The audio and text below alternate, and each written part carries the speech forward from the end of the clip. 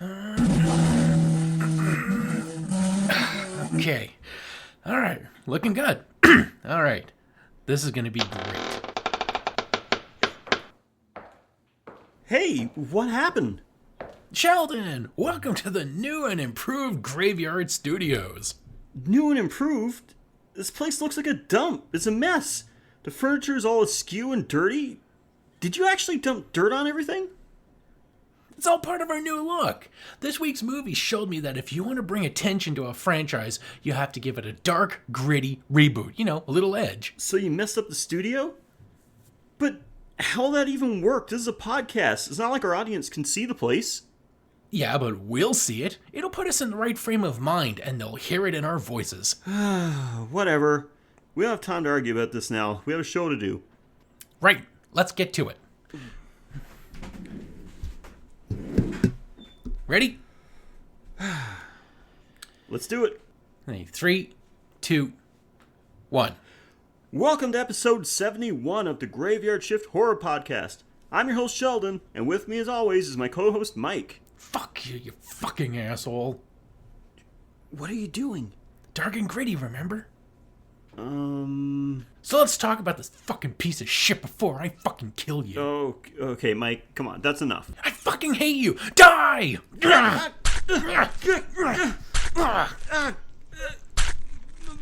Mike! Oh shit, I may have gone too far.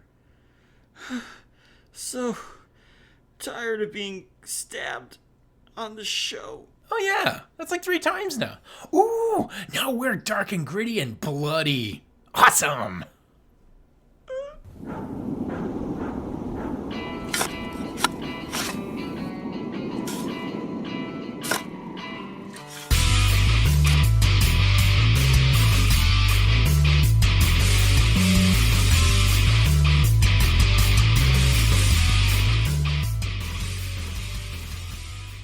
Welcome to episode 71 of the Graveyard Shift Horror Podcast, where each week we watch a movie from the horror category and we break it down into the good, the bad, and any other category we decide to make up along the way. We'll talk about the plot, some production details, and anything else we find fun or relevant. I'm your host Sheldon, and I never worked a graveyard shift alone. Please say hello to a guy whose entire life is like a dark, gritty reboot of my own, my co-host Mike. Hey everybody. Mike, it was about a year ago that we covered Halloween 1 and 2 for our Patreon October episode. And only a couple weeks ago, we released it on our regular feed.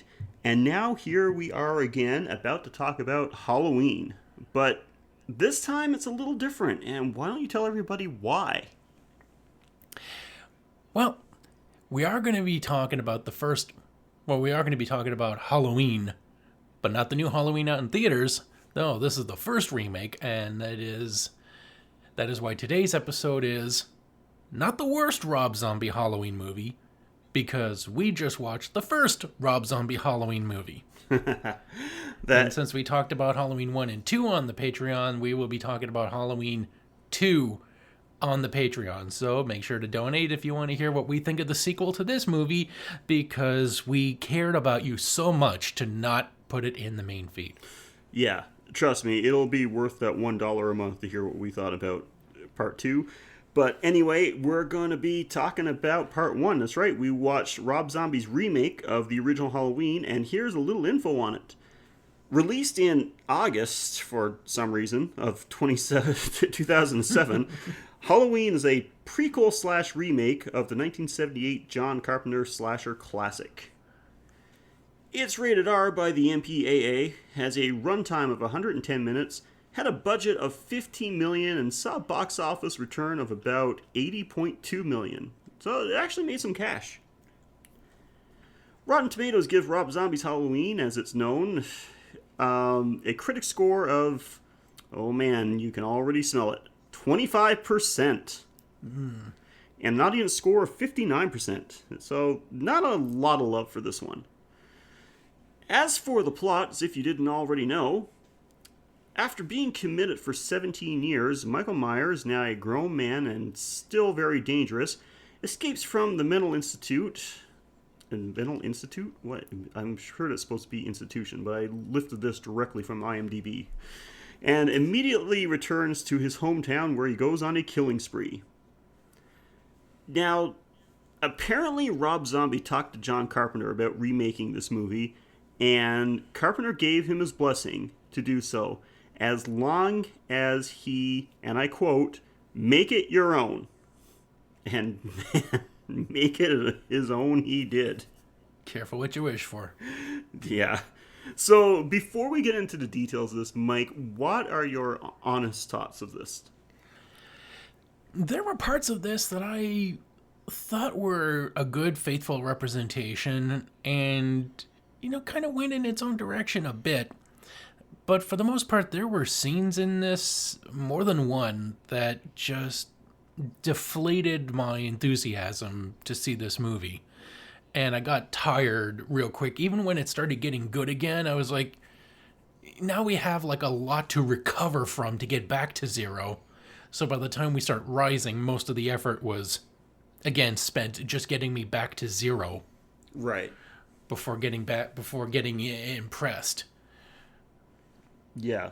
Besides following the basic storyline, I mean, the movies are pretty different.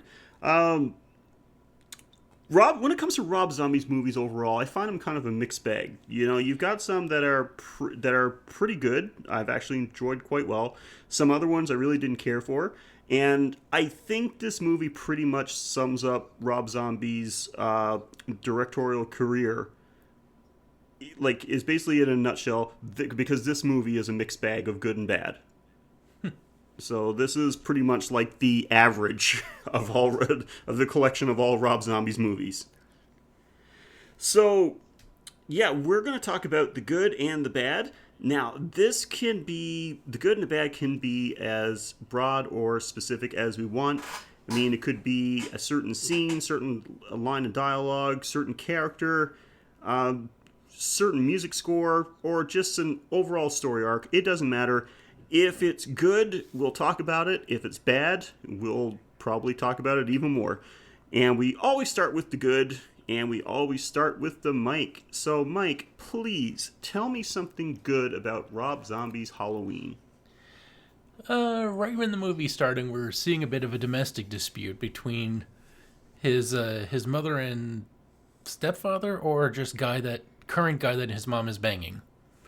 And this guy is he's already mentioned through expositional dialogue that he is crippled and not a very mobile person. So you think in his weakened state, he'd be a little bit nicer to the wife, but no, he's full of fucking abusive bravado. And when she's bringing to light, you should be more grateful since you're crippled, he's like, maybe I'll crawl over there and skull fuck you. Yep. And I was just like, you did a great job, one, making me laugh at a cripple making a physical threat, and also you giving me a character I want to see die right off the bat. Yes. Yeah. I said I before the first time I saw this movie, during that opening scene, I kind of had the feeling that you were going to see more people die in this movie than you did in the original Halloween. And yeah, I wasn't far off. Okay, so first thing I've got for the good is that they did explore Michael's childhood in depth a bit. Now, I do have some issues with it, but this is kind of a sore spot for a lot of people that are fans of the original Halloween. They didn't like showing this backstory, which is kind of like the prequel part of this movie. We did get to see Mike, kind of showing what leads up to Michael kind of finally snapping, because all you see in the original Halloween is that everyone seemed to think he was just a pretty normal kid. You don't really see anything about him, because you don't even see him as a kid until after he kills his sister. All you see is you see from his, when he kills his sister, you see it from just his point of view, right? Behind the mask. Yeah.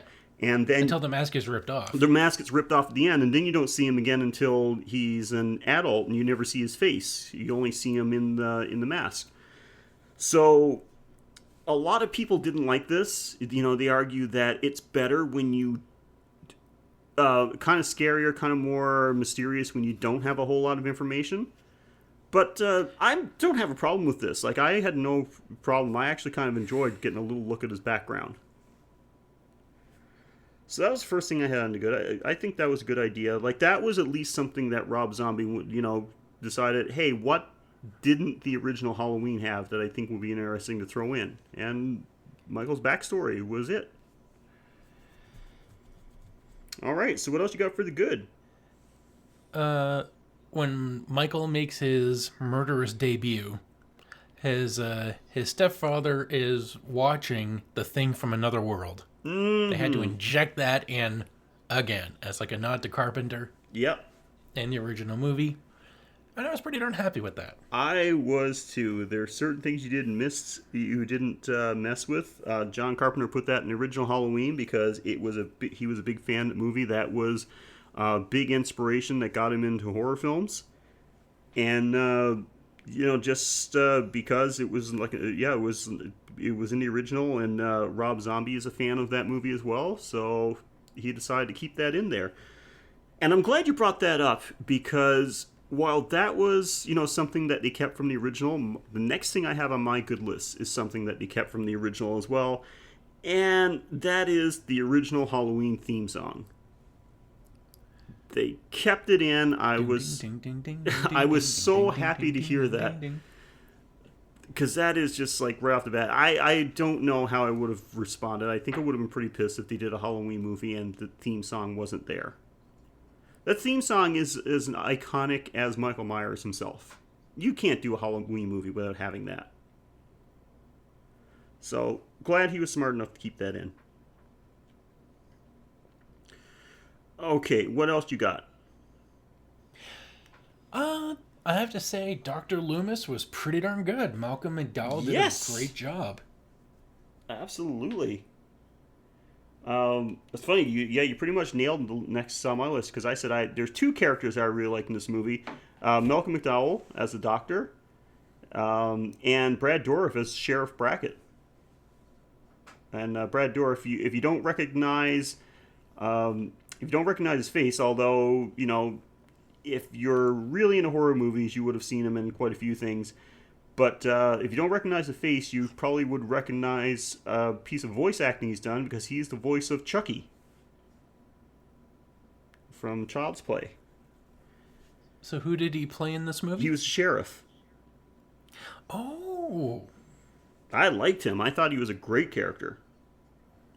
Yeah, he definitely owned the scenes he was in. Mm-hmm. And, he played a decent character. Yeah, and I'm not saying that they were better as the originals, because Donald Pleasance was great as Loomis.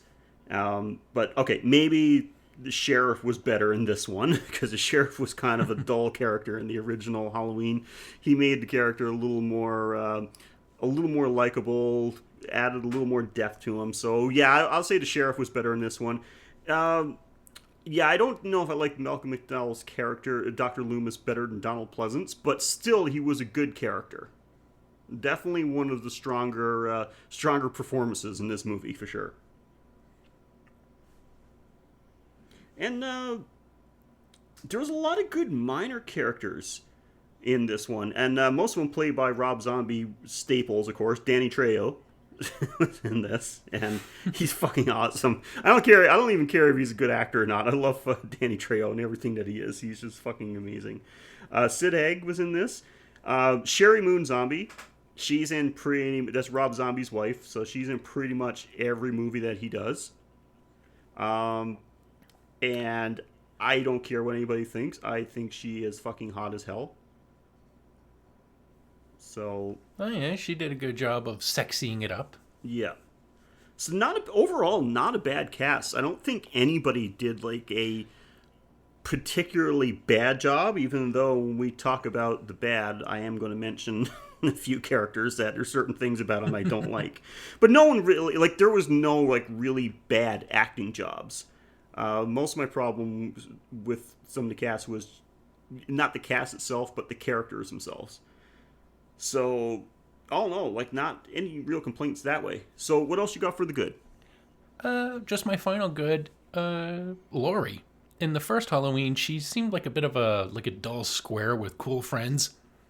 But when we were introduced to her as in her teen years, she pulls like a really great gross joke with her mom about what was it, like the shop teacher or something. Yeah, I can't remember how it goes, but I do remember kind of what you're talking about. Yeah, it was like a little gross and vulgar, and I'm just like, ooh, this little mousy girl's got a bit of a dark streak to her. I like her. Yeah. And like even the mom's just like, oh, you stopped. I raised you better than that. And it's like a great relationship between Laurie and her parents. Like when we see compared to Michael and his background, which is like a prequel to every episode of Cops, we get to see Laurie raised in a much more stable, loving family, seeing her parents interact and even with her friends when they interact with her, she's like a likable character, a bit of like a mischievous streak, but also like a mousy, like one that's like a little bit more of a risk taker than the Jane Curtis performance. Jamie Lee Curtis. A little stronger and braver, but only a little bit. Yeah, she kind of still falls back on being like mousy and like a demure babysitter type. Mm-hmm. Yeah, I'll mention that in a little bit. So you said that was your final good? Yeah. Yep. For me too. I actually no. I do have another one. Just at the amped up the blood and gore, like. While the other one is a great classic and like it's much more subtle, of course this is Rob Zombie, so there's not going to be anything subtle in this. Blood and gore dial is turned up. Man, people get fucked up in this movie. Yeah, and in the first Halloween, one stab is enough to kill those people. Yeah. And it's probably enough to do it in this movie, but Mikey follows through on what he does. Like, and I kind of, to be quite honest, like I kind of like that better in the original one. Like he was an efficient killer in the He's first deliberate.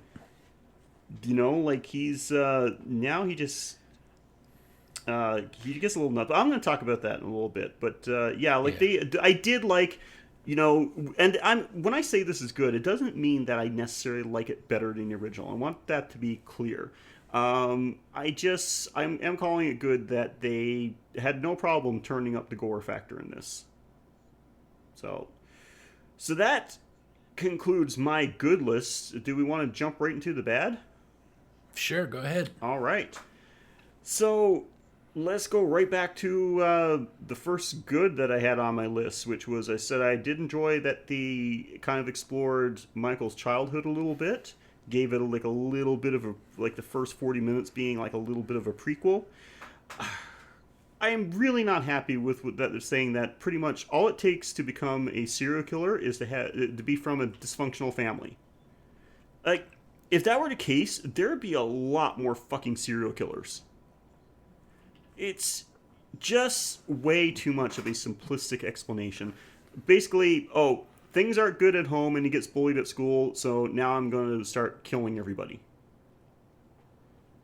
Well, if you don't turn that rage inward and become like one of those people that commit suicide for their terrible life, then that rage gets turned outward and goes towards the world. Yeah, I can understand from maybe snapping and unleashing on his kids something, but to just going to beat somebody to death and go wipe out your entire family and then become like a complete nutcase in a mental institute and you escape from there and you got to go back to your hometown and go on a killing spree again. Like that's just, I think if you're going to explore background, they should have went back and showed much more psychological problems, not just that it was from a dysfunctional family. I think it would have been creepier if it came from a nice normal family and had psychotic tendencies. But that's the way things get portrayed in movies. It's like, this is what happens. This is how a killer gets made. They just have a crappy life, and so they start killing people. Wasn't there a Halloween movie that talked about like druids cursing him with something called the Oh, Thorn, where he yeah. has that's why he has to kill his family because he's compelled by a magic Yeah, spell. after I think after part 4 is when they started, because like they did, of course, 1 and 2 were all the same story about Michael Myers. He was supposed to be dead. Then we talked about part 3, where they wanted to go in a completely different direction, do an anthology series where, it wasn't Michael Myers, it was a whole different story. That bombed, of course, because people just couldn't grasp the concept, as it turns out.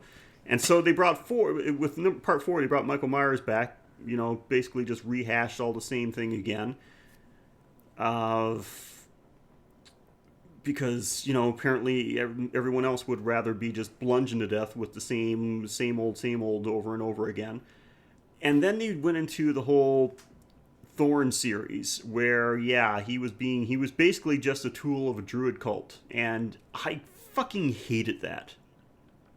Like now, So there is something worse than Rob Zombie's direction. oh yeah, like I will get into that. Don't you worry. Like as much as I'm not a huge fan of this. Compared to some of the sequels, I will take this one anytime. But we'll talk about that in a bit. But yeah, I just thought that it was just way too simplistic of an explanation. Like, it's way too simple. It's like, he had a crappy life, crappy childhood, so he started killing people. Yeah, and then he just like stopped talking, and apparently he started lifting every fucking day. Yeah, and apparently mental institutions just like pump steroids up your ass for like 7 hours a day. Because holy fuck. It's time to take your Buzatril and your protein powder. Jesus Christ. Well, regarding your problem with his origin, I'd have to say I had a problem with Michael talking, and I know Sheldon has had this exact same thought 71 times. Good. That's awesome. Like, we get to see him just talking, and I'm like, well, he's a mute psychopath later on. What the hell's going on with this? And then they just explain that, he likes to put on masks and not talk. Mm-hmm. And it's kind of weak. It is. It's like they just thought, he needs to transition. Yes, but you know what helps with the transition? An actual believable progression. Like say that like he gets his vocal cords ripped out. I mean, make it simple. You don't have to spend a lot of time thinking about it.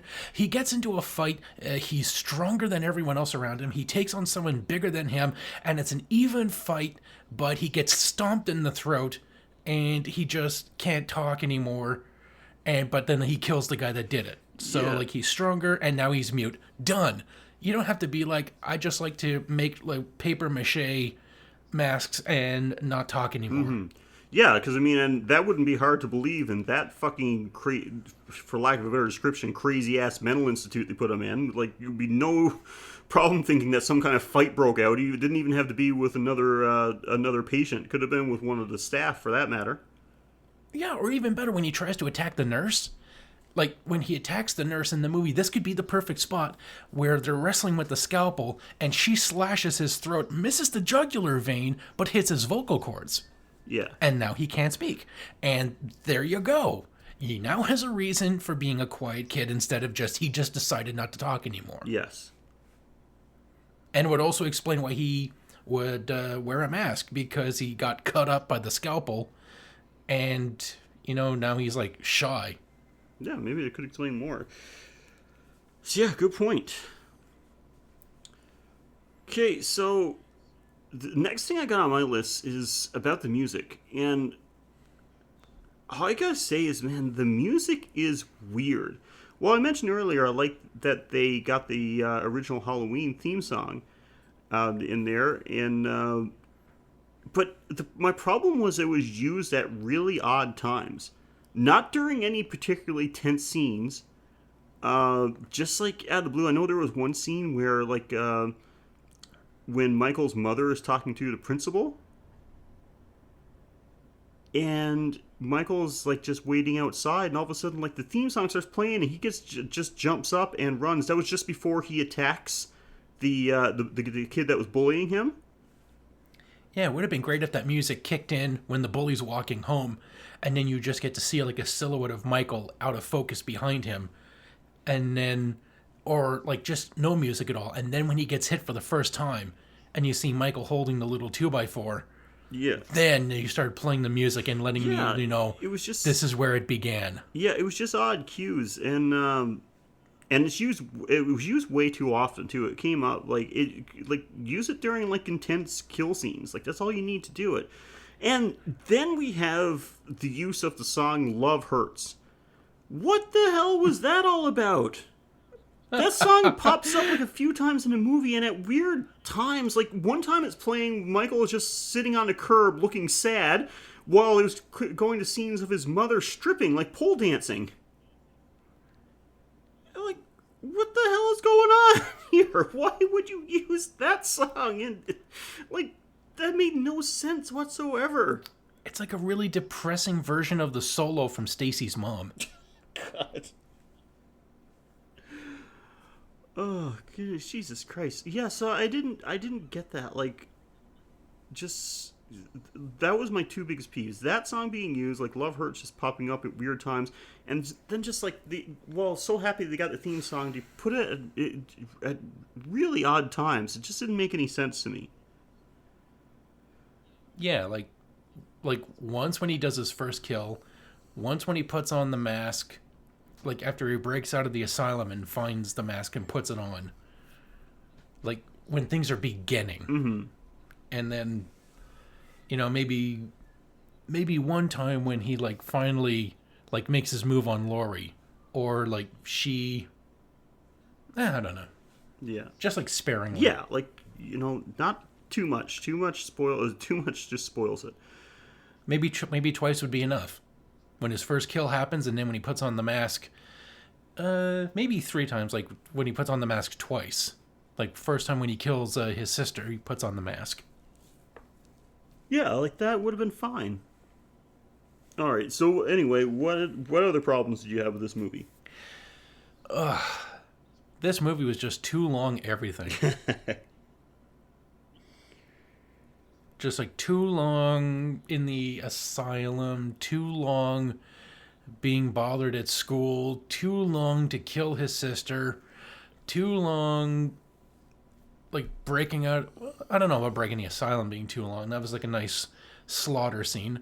Well, actually, there was a lot in there that was too long, but that's a different bad we'll get to. Mm-hmm. Just everything about this movie, again, like that weird Love Hurts pole dancing scene, like too long, like just established that she's walking out of the strip club, being walked to the car, and that's done. Like, why are we trying to, like, are we seeing, like, we're seeing Michael and then his mom, like, is he like identifying with a sexualized version of his mom, or like, why are we seeing this? Yeah. So just so many things in this were just too long.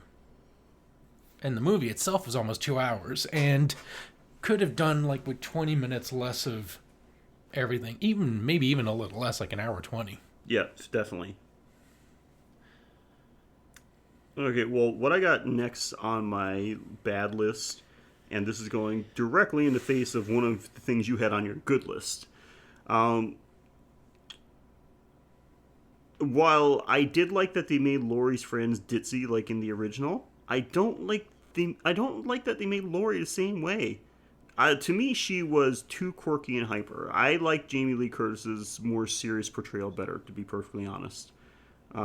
Just because she was different than these other just obnoxious kids. So, kind of set her apart from that. So, I did like that better.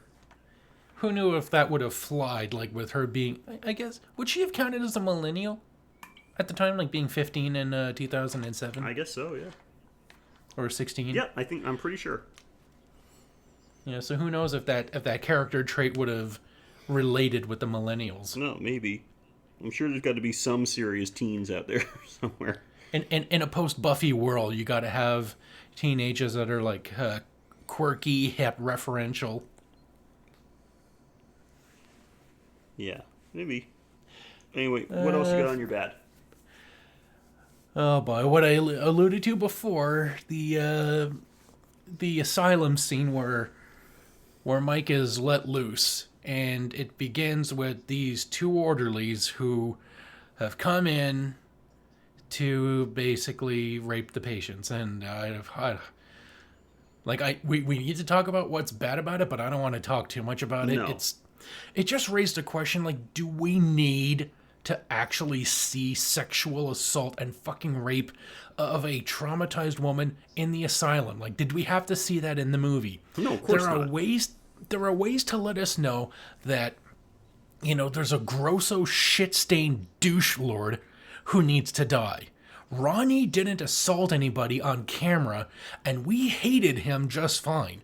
We rejoiced at his death just fine. We didn't have to amp it up and be like, well, Ronnie had like lots of abuse on Michael. He's like, here's some strangers that really have to do some awful shit to die. It's like, there was a lot of hateful characters in this movie and the follow-up where like Zombie just seems to think like every person can't just be like, good but flawed. They have to be like fucking evil, and maybe some are okay. But like to him, like the average person is like like an absolute monster. Or they just like every person in like Illinois happens to be a despicable, reprehensible beast. Yeah. No, it's true. Like, that was not necessary. And kind of leads into what I had next on my bad list. Because, like I said before, where I did like I did like that this movie was bloodier than the original. Not saying that makes it better, that was better in the original. But it's like, it sets it apart at least. Though I didn't think it was necessary. But this movie is not at all subtle. Whether it's, like, a rape scene, Michael's over-the-top brutality in his kills, or the obscene dialogue. And speaking of obscene dialogue, Jesus Christ, the kid from Spy Kids needs to calm the fuck down. That was the kid that was bullying him, right? Shark Boy? No, from Spy Kids. Wasn't. Oh wait, You're getting the two movies confused, I think. I thought Shark Boy and Lava Girl was like a sequel to Spy Kids or something. No, it was just basically just kind of like very similar. But yeah, especially the line like, "Hey, do you think if I give your sister $1, she'll suck my dick and let me suck on her titties?" Oh, like Jesus again, Christ! I don't want to hear some little kid saying that. Like, what? Like this? No, like these people are like he's gone out of his way that every person who's a little bad has to be extremely bad. And while I don't mind like the blood and gore being up the notch, I definitely don't have a problem with that. Michael's not stealthy or efficient in this version. He's like a lumbering beast, and he likes to give his victims a good beatdown before actually killing them. But subtlety is not really Rob Zombie's thing, so I kind of expected that going into this movie. And following the vein of like gratuitous, awful things, like while the blood and gore was nice, the kills just took way too long. And I don't know, maybe I'm weird or I'm mellowing in my age, but it's just not fun to watch when these people are crying, weeping, sobbing, screaming, begging. I like a kill that happens so quickly they don't have time to call for help. It's just done. Like, and we can move on. Yeah, like that's what I mean. Like, it's not subtle. Like with his kills, they're brutal. Like his victims get every one of them too. Like gets tortured a bit first before dying. Like I said, he has to give them a good beat down. They're bloodied and sliced up before he actually ends them. So yeah, like that's what I mean about like Michael's not a stealthy or efficient killer in this one. So yeah, and that makes it seem, that made him seem kind of more, I don't even know if it makes him seem more psychotic. I don't know what exactly I'm trying to say. But Yeah, he's not even like merciful in his kills. He makes it all drag Like, out. he's enjoying like the torture part of it. Like, it seemed more psychotic to me that someone would be like very methodical in their kills, like just go directly for the kill, like ram a knife through you and then you're dead. Yeah, he needs them to suffer. Yeah. Like he needs to hear them scream and beg and like Danny Trejo. I liked him in the movie. He was a sweet guy, 3 months from retirement, and he did everything right. Usually in a movie, like somebody picks on the bad guy and like they set him off. He was always nice to him, called him Mikey. He always did right by him. You think like when he goes on a rampage, he would see him and just like spare him. Yeah. Well, that's what I mean about this doesn't make sense. Like, in the original, it made sense because Michael was obviously just nuts. He's psychotic. But they set up this whole backstory for this one where, oh, he went on a killing spree, because he had a rough childhood. He was treated badly.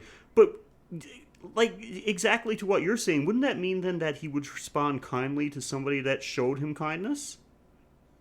Yeah. Like, that's, like, I certainly don't know anything about any type of psychology, but like that's what I was thinking. Isn't that why they always tell you, hey, like be nice to the weird guy at your work, like because when he decides to come in and shoot up the place, maybe he'll let you live. He'll remember. Yeah, you gave me cupcakes. Exactly. I worked with a guy. This was quite a while ago, but I worked with a guy who his name was Pete, and like we literally called him Crazy Pete. And, I used to, like, every once in a while, I'd go get something from the vending machine, grab, like, a candy bar or something, and I'd get a second one and just give it to him. When he came in, like, the day that he decides to come in and shoot up the place, maybe he'll remember that, I gave him food every once in a while. So, yeah, like, again, like, yeah, exactly. To me, that didn't make any sense. That's a really good point. That if that was the case, he went on this, became like this angry killer because of how he used to get treated so badly. So why killing people that actually treated him well? So absolutely. Well, I think I've exhausted all my bad lists, except for one thing. But like, do you have anything else? Yeah. When Judith Myers walks in for breakfast. And, Ronnie, he hasn't, like, again, in typical Rob Zombie fashion, he hasn't established himself as hateful enough. He has to look at his own stepdaughter and say, that chick's got a nice dumper. Ugh, for fuck's sake. And I fucking cringed at that. And, like, again, this movie, it does, for the few times it gets it right, but it spends most of its goodwill just backpedaling out of needless shit like this. Yeah. Like, it's bad enough to establish Ronnie as an asshole, but then you're just, like, insulting me by having dialogue like that. Yeah. Forget Michael. Like, Michael's mother should have killed Ronnie at that point. Yeah, like, you're talking about, like, raping my daughter? Okay, well, here you go. I just put a little bleach in your cereal. There you go. Ugh. So and just Laurie shaking a fucking fence when she's trying to escape. Yeah. You know how I feel about fucking chain link fences. Like, again, is there a movie where somebody shakes a chain link fence screaming, and someone either A, comes and helps them, or 2, the fence falls and gives way, and they actually have an escape? If I ever make a movie, like I'm talking about, like we get like $1 billion worth of Patreon money. I'm making a horror movie, and I'm gonna put a scene where somebody runs up to a fence and shakes it, and the fence just fucking explodes. Or the fence falls on them, and they're stuck. No, even better. Yeah, they come and shake some like a fucking locked door, and they just shake it, and it just like comes apart. I've got another one. Laurie is held, and again, like relating to that one, Laurie is held on a dirt floor in a shed, and then when she gets out of that, she's behind a fence, and I'm like, well, she's probably in a junkyard somewhere.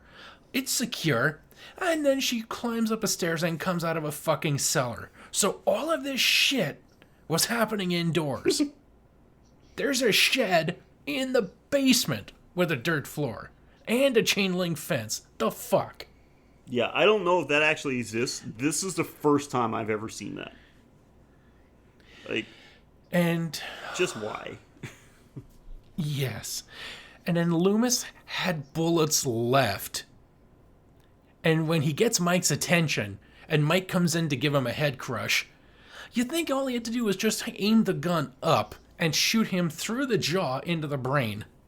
You know, for a guy that knows the danger and durability of Mike, and we see this because he's getting the biggest gun he can get his hands on, you think he would have followed through when he got Mike up close. He deserved getting his head crushed just for being a fucking idiot. Yeah. No, I agree. Oh. And I'm out of bed. Yeah, the only thing I had left was kind of like just made me just those things that make you go kind of moments. Because you see Loomis talking to adult Michael, you know, when Michael's just not long before his escape scene, and Loomis is talking about how he's not going to be visiting him anymore, he's not going to talk with him anymore, stuff like that. And he actually says the line, I'm going to paraphrase, I didn't write it down exactly, but in a weird way, you're kind of my best friend. That's how fucked up my life That's what he told Michael, right? The next scene that we see Loomis, he's giving a talk in front of a bunch of people with a big picture of Michael on the screen in the back, like a projected picture. This is the face of pure evil. It's like there's no rehabilitation for him. He's just pure evil. It's like 5 minutes ago you said he was your best friend. Well, you can admit your best friend's faults. Yes, I know. God damn. You're my best in a way, you're kind of my best friend. And I'm going to give a lecture on how like you're literally Satan. Well, he figures he's not going to hear it. I can puff him up a bit.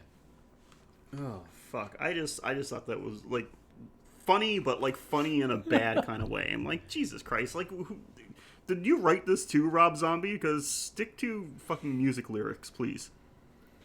Yeah, just talk about digging ditches and burning witches, because you obviously can't write interpersonal family dramas. Yeah, so... Yeah, I just thought that was bad. I'm like, that made no sense. Like, tell him that... Don't tell him in a weird way your best friend. Tell him, I just don't think that I've obviously can't do anything to help you. And... just that. Like, not this bullshit about how you're kind of my best friend. Fuck off. Oh, I remember one more thing was when Laurie's trying to make the phone call to the police and her friend is screaming. It's like both of these women are fucking stupid because Laurie has to be fucking deaf to not hear her friend screaming like urgently, like get back here and fucking help me. Of course, how stupid is the friend to not just shut up, wait until Mike leaves, or just say, like, if you're going to scream, just say, he's in the fucking room, get out or help me. It's just needless screaming. Mm-hmm. Nope, you're absolutely right. But, yeah, but there is something, though, that now that you may kind of mention that when you talk about her friend, but this should have been on my good list, because her friend, Danielle Harris, who actually is a Halloween veteran, because she was in some of the sequels from the 80s as well. Yeah, she's that old. She looks like a fucking 15-year-old. Yes. And she is in her 40s. Damn, that's good age. She is, she's 41 years old, so she would have been, this was in 2007, so she would have been in her 30s, or she would have been 30 years old when this movie was made. Yeah, like... She is the successful attempt that Luke Perry made on 90210 of playing somebody like 25 years younger than yourself. She succeeded where he failed. Yeah, because the girl that played Laurie, Scout Taylor Compton, she was actually a teenager in this movie. Like, the actress was a teenager. She could have been the daughter. Yeah. And, so Danielle Harris was actually 30 years old when they filmed this. And yeah, she's 41 now and still looks fantastic. But yeah, she's been in she's been in a couple of Halloween movies now, because she played Jamie Lloyd in Halloween 4 in 1988. So she's been in this one. She made it to the sequel as well. So yep, she's she's definitely a highlight of this movie for sure. So yes, that's I've eliminated all the good and the bad. Jesus Christ, Mike, for this one you've got a lot of choices, buddy. Oh yeah, we had it was a cornucopia or a corpsecopia, if you will, for my kill of the week. And I guess I gotta give it to Ronnie's death. He was such a fucking asshole in the beginning of the movie, and just thinking, like, I really wish this guy would die so I don't have to see him anymore. And then when Michael gets his first taste of blood after dealing with the bully, he decides he's going to clean up shop at home. And boy, he fucking tapes down Ronnie something good. Like, because he's not totally buff yet. So he tapes him down. Like, he used an entire roll of duct tape on this guy. Like, he basically mummified him. At this point, he could have just put the duct tape over his nose and be done with it. Yeah.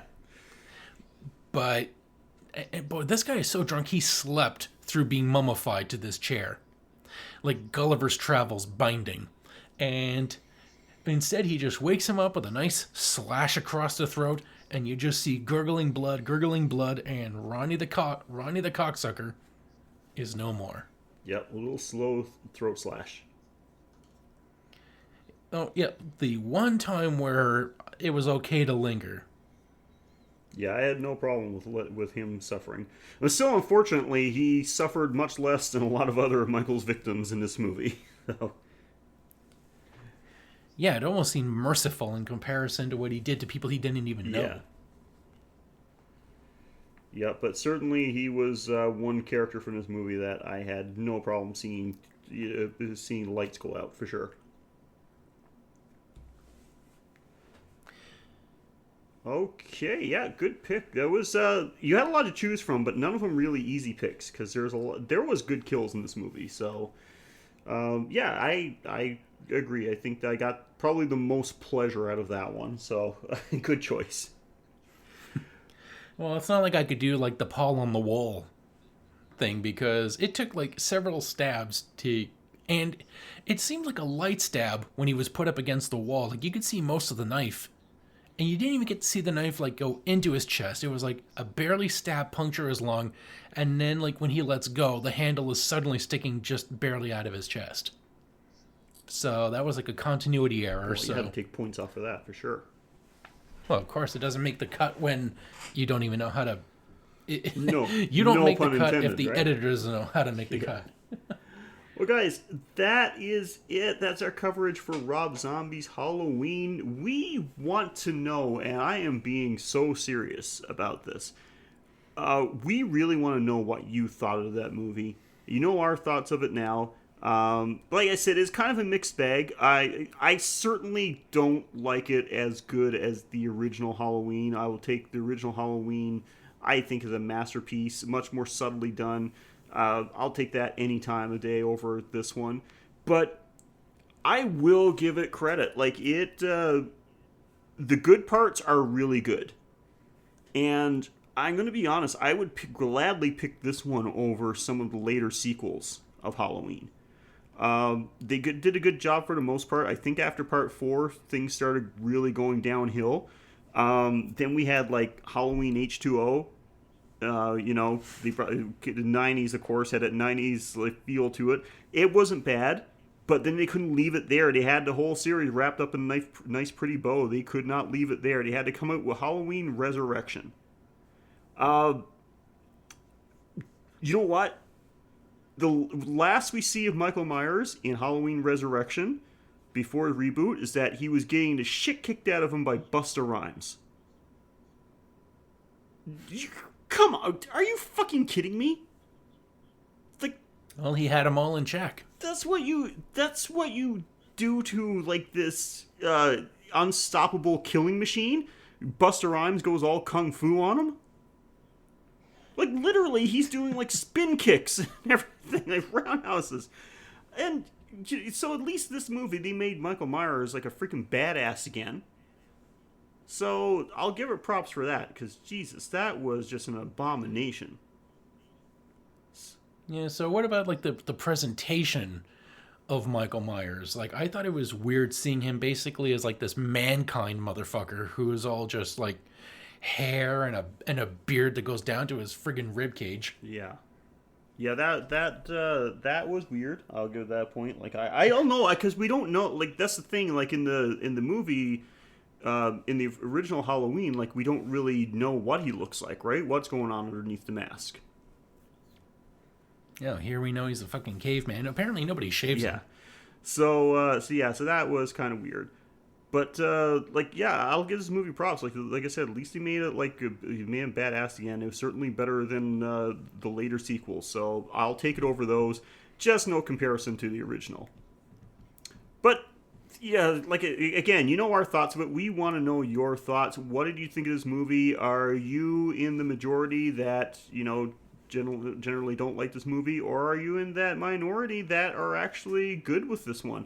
I have heard the occasional person say that they like this movie better than the original Halloween, and we don't talk about it anymore. So we want to know your thoughts, and we want to know your thoughts on the upcoming Halloween sequel. That's actually going to be a direct sequel from the original. That's how you know that your sequels were really good, when they come out with another movie in a series that completely disavows that any of the other sequels even existed. So, so this one's coming from a universe where parts 3, 4, 5, was there 6? I think 6. H2O and Resurrection never happened. And they weren't even considered 7 and 8. Yeah. I mean, you know, when they're just like, we don't even number them anymore, because there's no fucking plot anymore. We don't care. And I think part 2 is being, like, completely forgotten about as well too. I think it's literally starting up from where part 1 ended. And no, it had to be like part 2. Like, you had to include 2 because it followed through with the same. Yeah, thing. it did. But think With about it. Like, I mean, this is the thing about like, after part 2. Like, it should have been wrapped up there, because Micheal Myers had both of his eyes shot out and then, like, burned to death. Like, literally, we last see him, he's completely engulfed in fire, just laying on the floor, roasting.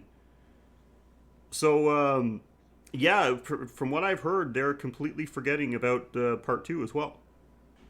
It's part 1, and now this new Halloween movie. Yeah, Halloween, and its new true sequel, Halloween. Yeah. So, tell us. Man, I just that alone, I don't have hopes for this. Even if they just called it, like, the real Halloween 2, like, give us something. Yeah. The real Halloween 2.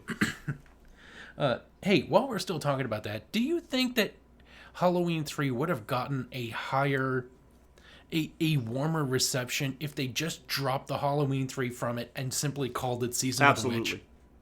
A lot of people, Mike, like 80% of the people you talk about Halloween 3, when you bring up the topic of Halloween 3, the people that have seen it, 80% of them that didn't like it say the first thing they complain about is, oh, there was no Micheal Myers in it. They don't say anything else about it. Is that I didn't like it because Micheal Myers wasn't in it. I was like, yeah, so you eliminate the name, and boom, all that expectation and attachment is gone, and then the movie can stand on its own merits. Absolutely. Oh, I'm 100% certain that if it didn't have Halloween attached to it, it would have been much more successful.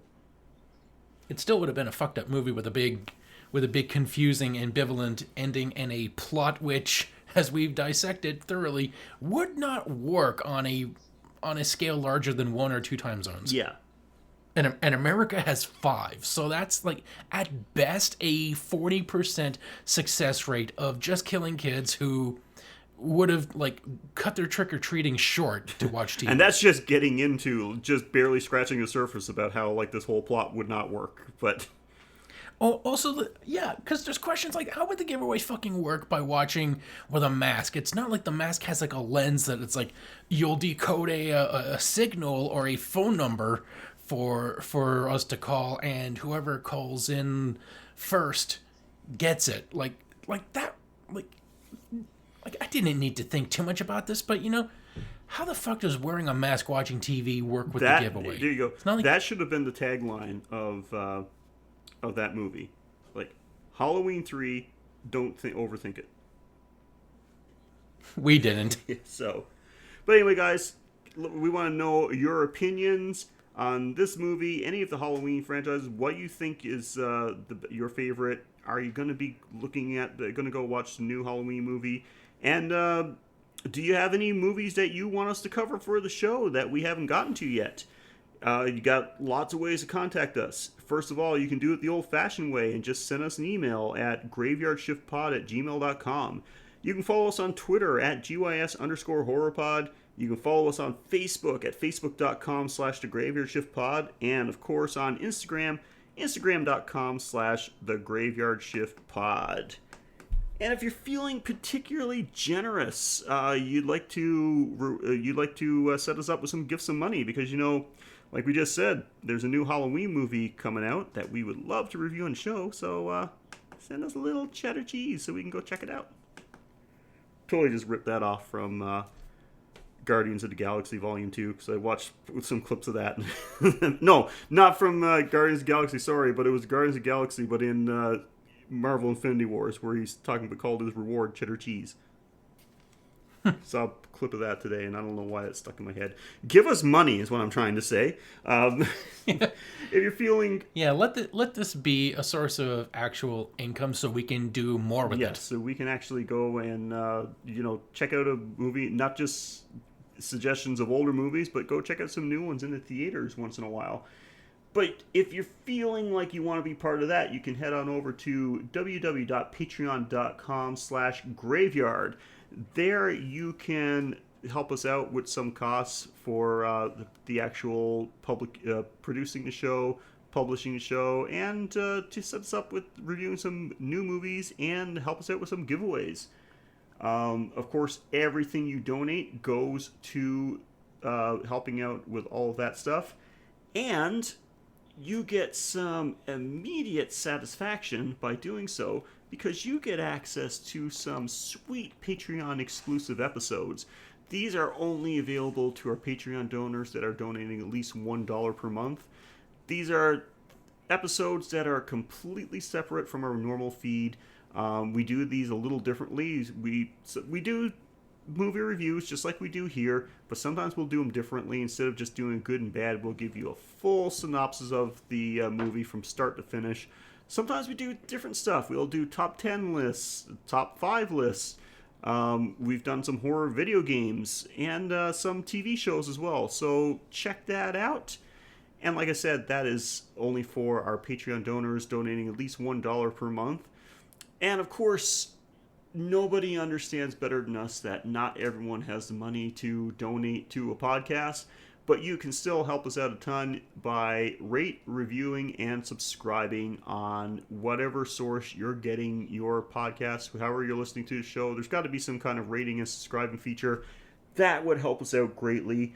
In the long run, actually, that's what helps us out the most, so we certainly do appreciate that. You can also rate us on Facebook.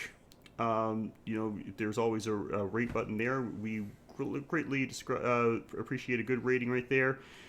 Share us on social media. That helps us out. And share us by word of mouth. If you know somebody that likes horror movies and would like to hear a show about two guys talking about these horror movies, let them know about us.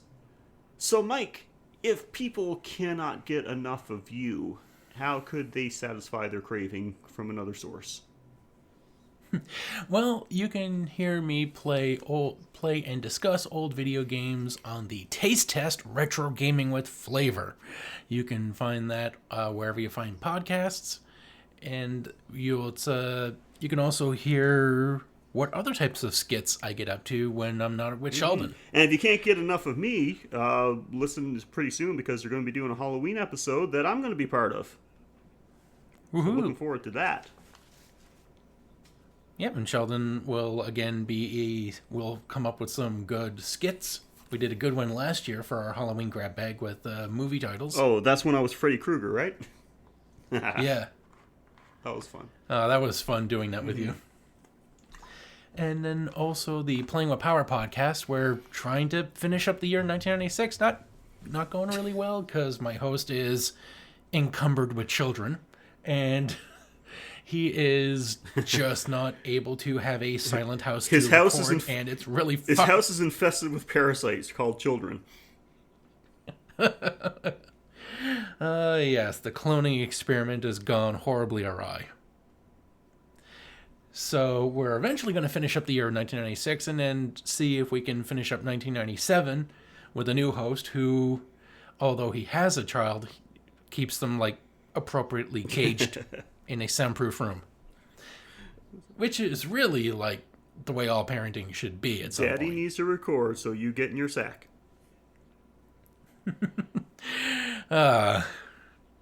And then finally, the Technobabble podcast, which is just Technobabble. We had to ignore the plugs in earlier episodes. It is just Technobabble with Mike and Rich. And that's where I talk about technology, gadgets, a little bit of science, breakthroughs in all these things, and a little bit of good news with people using their heads to create devices that will make the world a better place or life for people better. So, I try to keep busy, and, I'm working on a new little side gig, but we'll save the details for later after the Halloween rush is over. Can't wait to hear about that one. Yeah, so guys, you if you can't get enough of Mike, then you've got a problem because you can find lots of Mike out there. So. And if you follow us on Facebook, you can pretty much get access to any of the links to those shows. So check that out. Guys, well, thank you so much for listening to our breakdown of Rob Zombie's Halloween. If you want to hear our thoughts on Rob Zombie's Halloween 2, then that's our next Patreon episode. It's going to be our October Patreon episode coming up. And Jesus Christ, that movie gives us a lot to talk about, so you might want to check that one out. It'd be worth $1 just to pay for 1 month to listen to us talk about that one. If you thought love hurts, try watching this movie. Oh, fuck. I don't even know what to think of that one. But, and we got another, because we've, all of our movies this October is going to be Halloween themed, which is a weird thing to say because, like, we deal exclusively with horror movies. So almost every episode we do could fit Halloween, but it just feels weird that we got to have like a certain set of movies just for October because it's the Halloween season. But really looking forward to next week's episode because we're doing something that's really different than anything we've done before. So at least in the main feed. In the main feed, yeah, it really does feel next week's episode really does feel more like a Patreon episode, but it's good to change things up every once in a while. I think a lot of people are going to enjoy it. It's going to be quite a nice little bit of nostalgia for a lot of people that listen to our show. Yeah, and I've had enough Micheal Myers to last me a year, so yeah, we can talk about the other Micheal Myers movies for like next Halloween. Maybe there'll be enough to. That's gonna be tough, man. Because I'm definitely gonna be checking out the new Halloween movie. I'm probably gonna really, really want to talk about it on a regular feed. But since we've already got our Halloween block of movies, our Halloween episodes already kind of locked down. It might have to sit on it till next Halloween. I don't know. We'll see. Or make it like a quick bonus episode, so we'll keep to our regular schedule and also just throw this in just as a bonus because we love you. Yeah, maybe we might have to think about that. Anyway, well guys, thank you so much. Hope you enjoyed this episode, and we're going to be having another episode coming for you real soon. And also, besides all the movie stuff, the questions I asked you about the movies and suggestions, let us know what your Halloween plans are. What are you going to be doing this Halloween? Do you have a regular routine?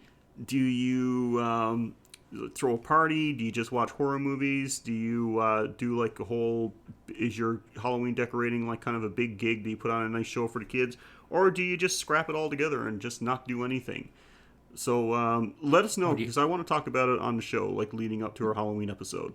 And also, you can message us some awesome pictures that you've, or costumes that you've done in the past or that you're doing this year. Yeah, send us pictures of your Halloween costumes. We will, if you want, we'll share them on our social media pages. And not just costumes, your house. If you've decked out your house to a spooky haunted house motif, send us pictures. If you got like decorations that light up or scream, send us like a little video. We'll put the best ones up on our and by best ones, probably, given that we don't get like a lot of feedback, like probably like all 2 or 3 responses. Yeah. Which will probably be from Eric. Scanny costumes are welcome. Just make sure that the bits are covered up, because we don't want to be breaking any Facebook rules or anything. No, you can email us those other ones. You can email Mike those other ones. Anyway, until next time, guys, this is Sheldon. And this is Mike. Thank you again for joining us on the Graveyard Shift.